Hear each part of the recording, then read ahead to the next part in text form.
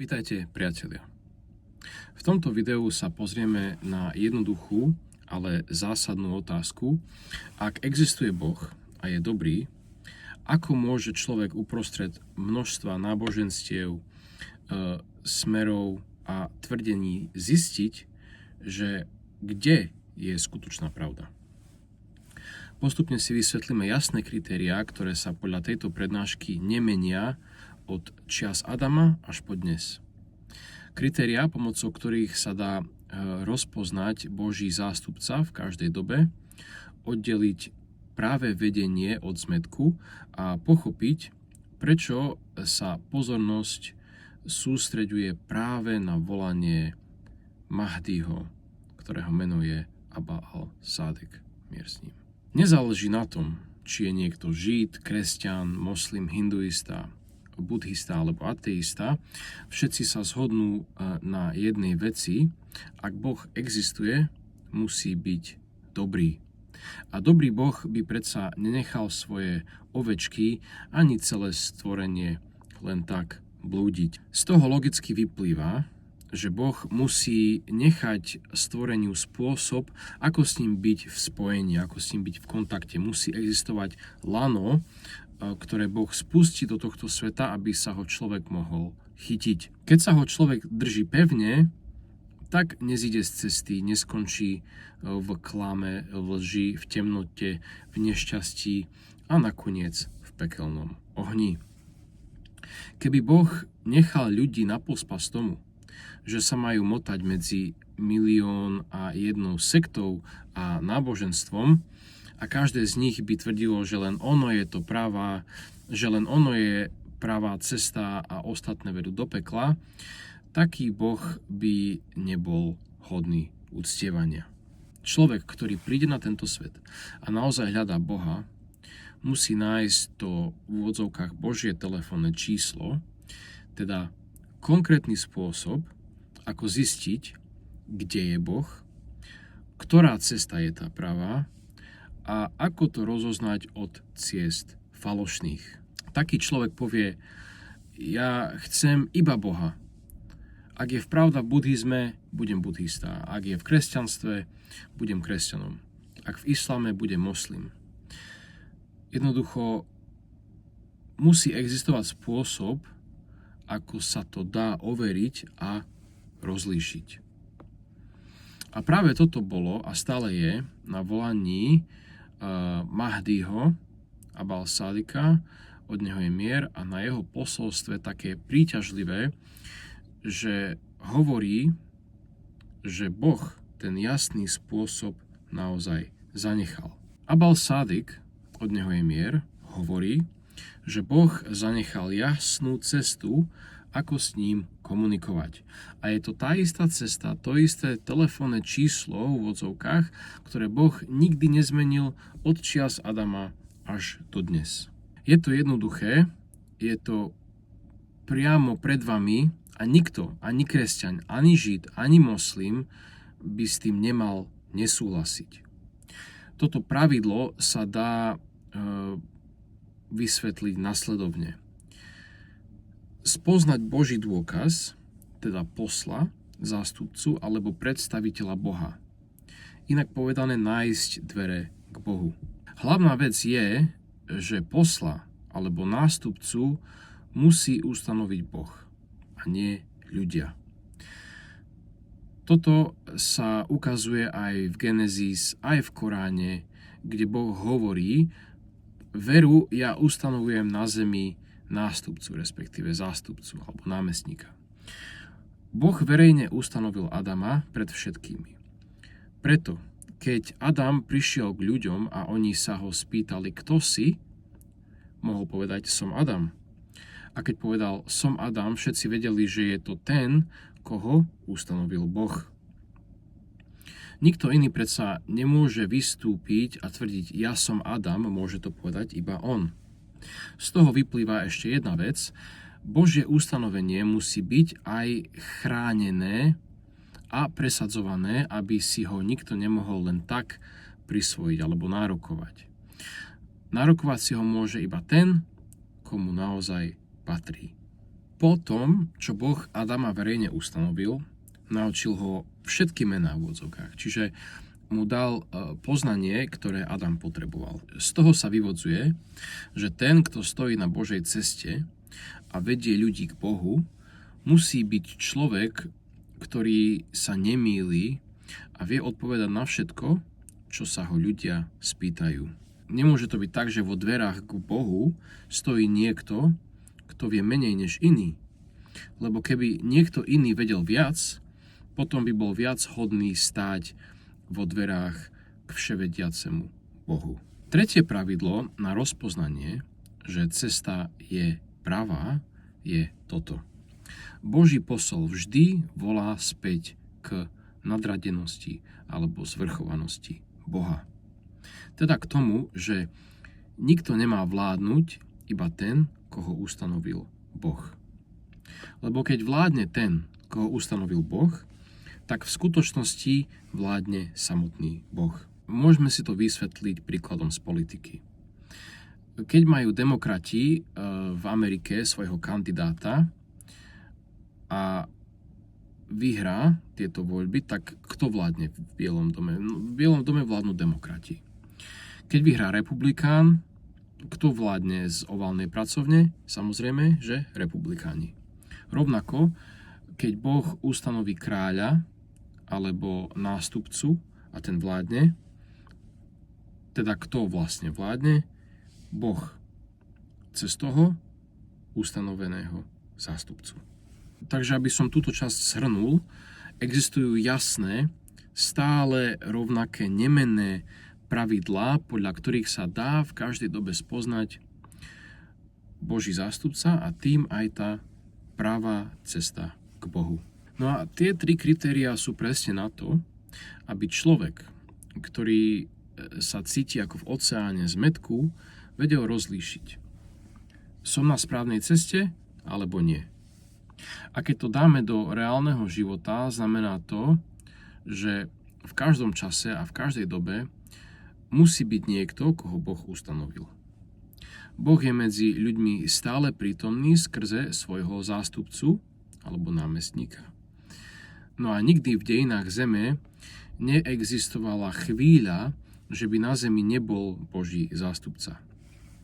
Vždy tam niekto musí byť.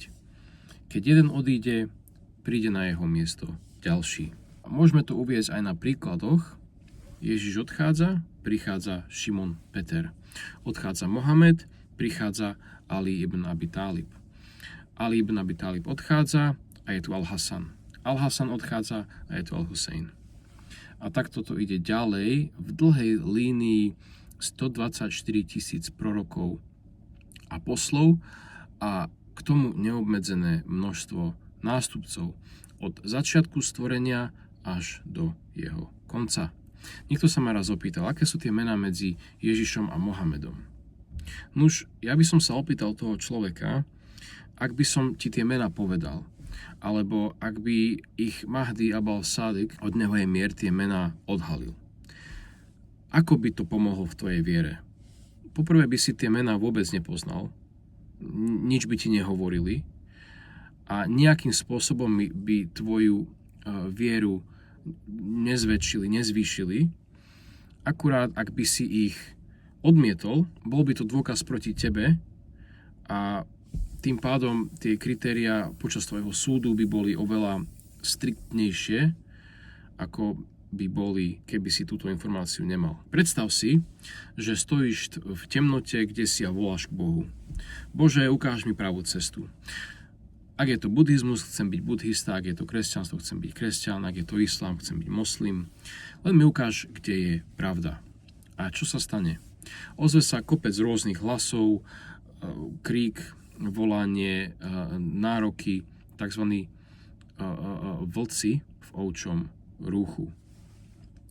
Jeden hovorí, sunnický islám je tá správna cesta. Iný, musíš byť na tej a tej ceste. Ďalší hovorí, musíš byť buddhista. Iný, nie, musíš byť kresťan, protestant, metodista, baptista a dookola. Nie toto, nie tamto, takto, onako. V tomto chaose je prvý krok úplne jednoduchý musíme urobiť krok späť a položiť si jednu zásadnú otázku. Ten dotyčný, ktorý nás volá na tú cestu pravdy, na tú správnu cestu, je ustanovený Bohom? Ak odpoveď znie nie som ustanovený Bohom, tak hotovo, ďakujem pekne, nemám záujem. Prečo? Lebo hovoriť v mene Boha a viesť ľudí k Bohu má právo iba ten, koho ustanovil Boh. Len vtedy sa človeku upokojí srdce a môže nájsť vnútorný pokoj a mier. Takže človek musí nájsť toho, kto prichádza a tvrdí, ja som ten, koho ustanovil Boh. No a u Adama to bolo jasné. Adam bol priamo a zjavne ustanovený Bohom. A potom tu máme príklad s Izraelitmi, keď chceli kráľa, mohli si ho vybrať sami? Nie, nemohli. Museli ísť za prorokom svojej doby, za Samuelom. Povedali, vidíme, že ostatné národy majú kráľov, aj my chceme kráľa.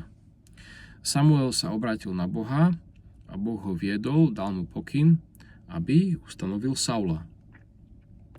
Tak sa Saul stal prvým kráľom Izraela. A jediný spôsob, ako mohol byť kráľom, bolo to, že bol ustanovený. To isté platilo o Dávidovi a to isté platilo aj o Šalamúnovi. A dôležitý detail, boli ustanovení kým? No predsa Samuelom. A to ustanovenie cez Samuela, ktorý je Boží posol, mal rovnakú váhu, ako keby to bolo ustanovenie priamo od Boha, ako v prípade Adama. Preto to potom vyzerá nasledovne. Saul príde k ľuďom a pýtajú sa, kto si? Ona to, som kráľ Izraela. No ten kráľ Izraela, ktorého pomazal Samuel. Príde Dávid. Kto si? Som kráľ Dávid. Kto ťa ustanovil? Ustanovil ma Boh. Som ten Dávid, ktorého ustanovil a pomazal Samuel. Príde Šalamún. Kto si? Som kráľ Šalamún. Kto ťa ustanovil? Bol som pomazaný a ustanovený poslom a kráľom poslaným Bohom, Dávidom. Ježiš prišiel a povedal, som Boží posol, ktorého vám predpovedal Izajáš. Mohamed prišiel a povedal, som posol, ktorého vám predpovedal Ježiš.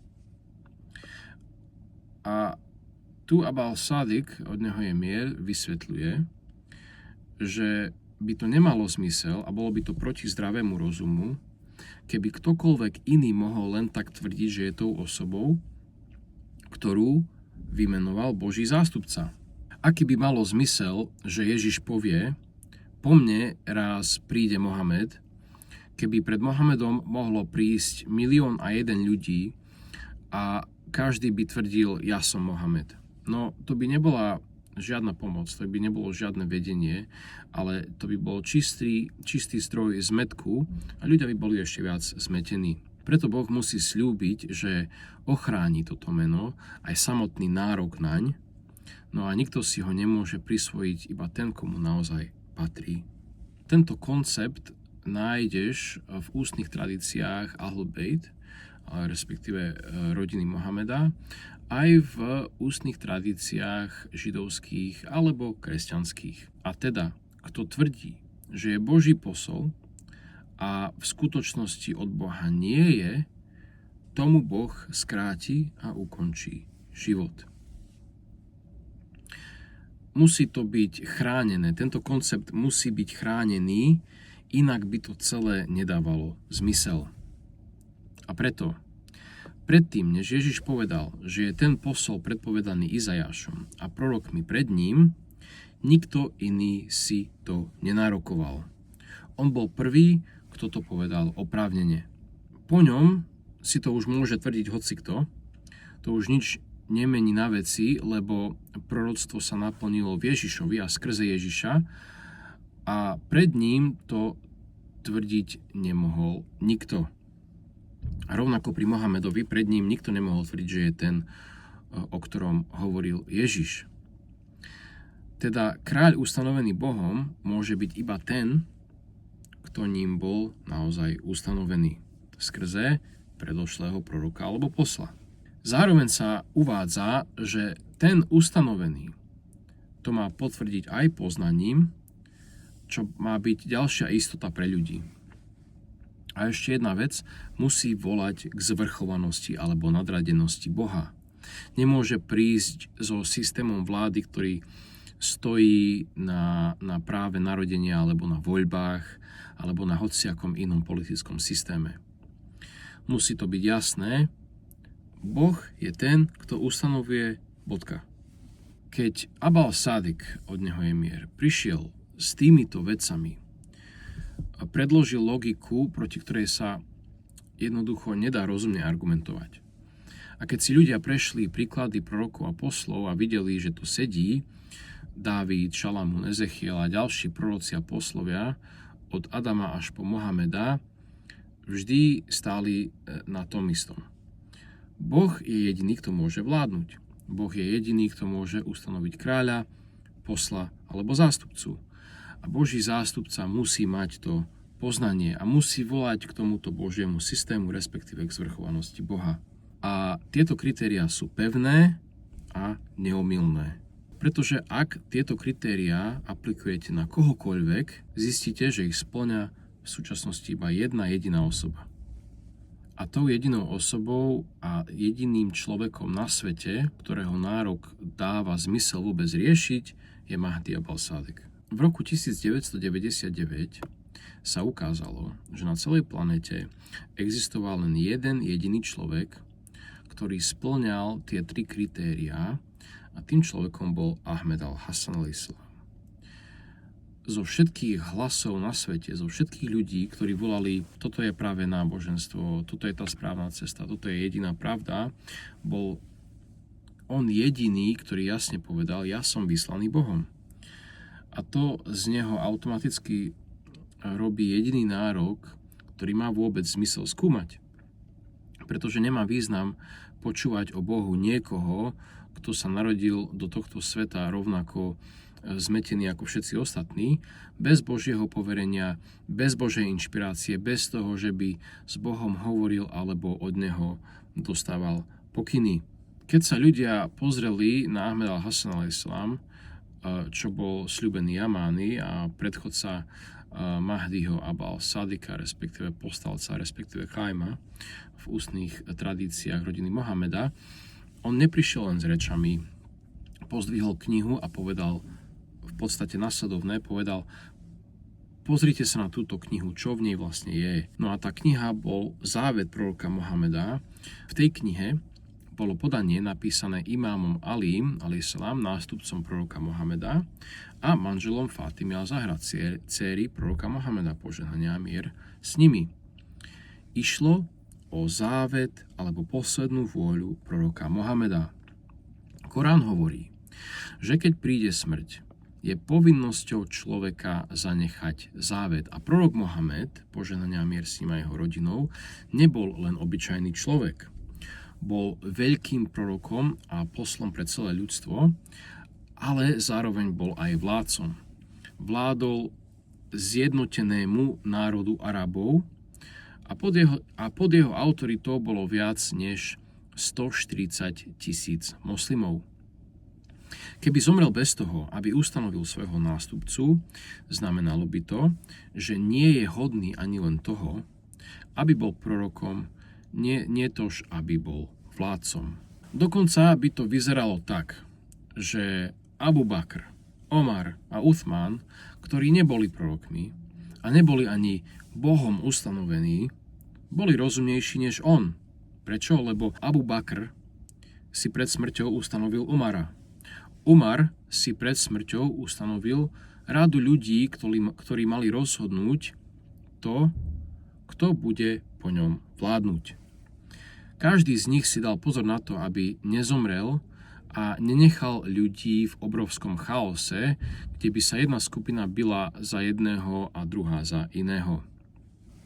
Každý z nich v podstate povedal, skôr než zomriem, zabezpečím, kto bude vládnuť po mne. A to dokázal Abu Bakr, ktorý nebol v priamom spojení s Bohom. A to dokázal Omar, ktorý tiež nebol v priamom spojení s Bohom. tak prorok Mohamed, ktorý bol v priamom spojení s Bohom, to samozrejme logicky musel urobiť tiež. A on to aj urobil. Existuje jedna veľká ústna tradícia, ktorá opisuje obsah závetu proroka Mohameda. Požehnania mier s ním a s jeho rodinou. V nej prorok hovorí: zanechávam vám knihu. Ak sa jej budete držať, nikdy nezblúdite. To je ten istý sľub, aký Boh dával ľuďom vždy. Ak sa budete držať Adama, nezblúdite. Ak sa budete držať Ježiša, nezblúdite. Ak sa budete držať Mohameda, nezblúdite. A Mohamed vám hovorí to isté.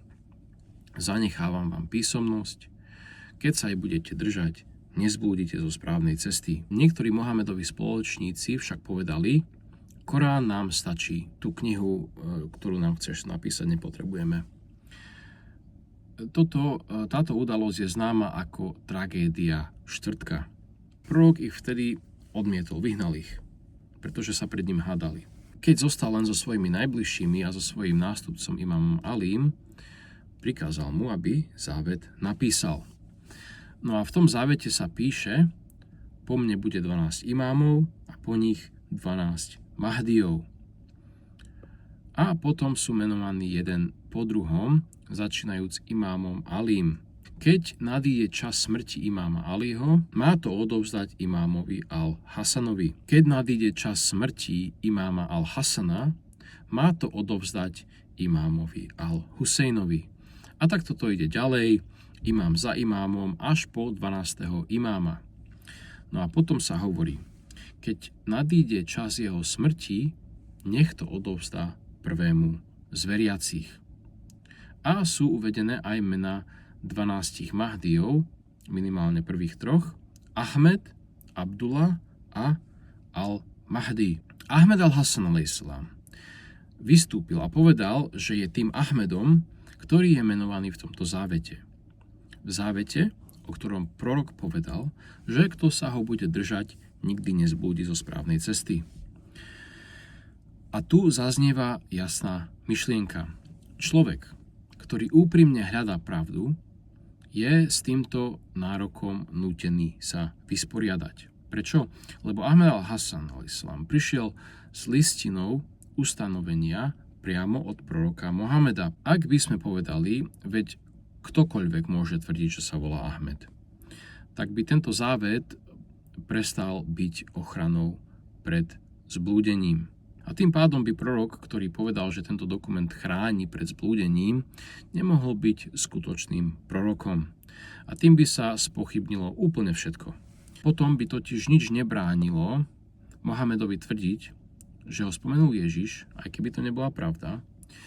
Ježišovi tvrdiť, že je ten, ktorého predpovedal Izajáš, aj keby to nebola pravda. No a všetko by sa zrútilo a zostával by iba oceán zmätku. A jediný spôsob, ako by sa dalo rozlíšiť, kto je pravdivý, by bol, že by Boh osobne otvoril nebo a sám sa ukázal. Ahmed al-Hasan a.s. sa však nezastavil iba pri tomto tvrdení. Potom, čo povedal, že je Ahmedom zo závetu, vyzval všetkých náboženských učencov, islamských, kresťanských kňazov a kazateľov židovských rabínov, povedal im: poznám Tóru lepšie než Židia. Poznám Bibliu lepšie než kresťania. Korán poznám lepšie než moslimovia. Odpovedal na otázky ľudí, písal knihy, v ktorých to aj reálne ukázal. Tým preukázal, že jeho poznanie nie je obyčajné ľudské poznanie, ale pochádza od zdroja Božieho. Týmto Ahmed al-Hasan a.s. naplnil 2 z 3 základných kritérií, a to prišiel s jasným ustanovením zo závetu proroka a potvrdil ho poznaním, ktoré demonstroval pred ľuďmi. Týmto sa vytvára základ pre posledné kritérium, ku ktorému sa teraz posunieme. No a to tretie kritérium je, že Ahmed al-Hasan a.s. prišiel so zástavou. A tá zástava je zástava svrchovanosti alebo nadradenosti Boha. Je na nej napísané Al-Baya lillah, čiže vláda patrí iba Bohu. Pointa je tu jednoduchá. Jediný, kto má právo hovoriť stvoreniu, čo má robiť, je ten, koho ustanovil všemohúci Boh, ktorý to stvorenie stvoril. No a to je systém vlády, s ktorým prišiel imám, alaihissalam, a zároveň povedal, nie je to nič nové, je to ten istý systém, ktorý tu bol už od čias Adama až doteraz. Keď sa objavil Ahmed al-Hasan alaihissalam, ostatní učenci a autority tlačili úplne na iné veci. Napríklad volali po voľbách, alebo podporovali toho mardžu, alebo kandidáta, alebo tamtoho mardžu, alebo kandidáta. A môžeme to prirovnať aj k politike, kde rôzni ľudia, celebrity volajú k tomu kandidátovi alebo k onomu demokratickému kandidátovi. Lenže podstatné je toto, nikto na celej planete netvrdil, že je ustanovený Bohom, že je Bohom ustanovený vládca, kráľ alebo posol a zároveň by to bol schopný celé podložiť tak, ako on. A teda, že by prišiel s jasným tvrdením, že je poslaný Bohom, že by mal listinu ustanovenia od proroka alebo od toho, kto ho poslal a že by k tomu ešte ukázal poznanie tak, ako to ukázal práve Ahmed al-Hasan alaihissalam. A práve takto sa dá rozoznať, ktorú cestu má človek nasledovať. A presne takto zistili, ktorú cestu majú nasledovať. Keď sa človek pozrie do Evanielií, vidí tam rovnaký vzorec. Po Ježišovej smrti nezostal ľud bez jasného vedenia. Pre cirkev tam bolo jasné vedenie. Šimon Peter. A Šimon Peter nebol nikto, kto by sa len tak sám pretlačil k moci. Musel byť ustanovený Ježišom ešte predtým, než Ježiš odišiel. A presne to je v Evanieliách. Ježiš verejne ustanovuje Šimona Petra. A rovnako musíme pripomenúť, že aj prorok Mohamed, požehnania a mier s ním a jeho rodinou, počas udalosti v Gadir Kum ustanovil imáma Aliho alaihissalam. Čiže tam bolo verejné ustanovenie. A okrem toho platí aj to, že ustanovil imáma Aliho aj tých, ktorí mali prísť po imámovi Alím v jeho závete alebo v poslednej vôli, o ktorej sme hovorili. Takže to tretie kritérium, ako sme uviedli, je v tom, k čomu ten dotyčný volá, teda, že vláda patrí iba Bohu a právo viesť ľudí má iba ten, koho ustanovil Boh. A ten istý spôsob ustanovenia a jasné vedenie sa podľa tejto línie ukazuje aj po Ježišovi, ktorý ustanovil Šimona Petra, a po Mohamedovi, ktorý ustanovil imáma Aliho. Takže v tomto videu sme si prešli celý tento logický rámec, že Boh nikdy nenecháva ľudí bez svojho vedenia. Že vždy ustanovuje svojho zástupcu verejne a jasne. A že tento zástupca musí mať poznanie a že vždy volá k tomu istému princípu, že vláda patrí iba Bohu, respektíve nadradenosti alebo zvrchovanosti Boha. Od Adama cez Ježiša až po proroka Mohameda sa podľa tejto línie nemení nič. Menia sa mená a časové obdobia, ale spôsob vedenia zostáva rovnaký. No a týmto sa vytvára ucelený obraz toho, ako sa má rozpoznať pravá cesta v každej dobe. Ďakujem za vašu pozornosť. Zostávajte v Božom bezpečí a mier s vami.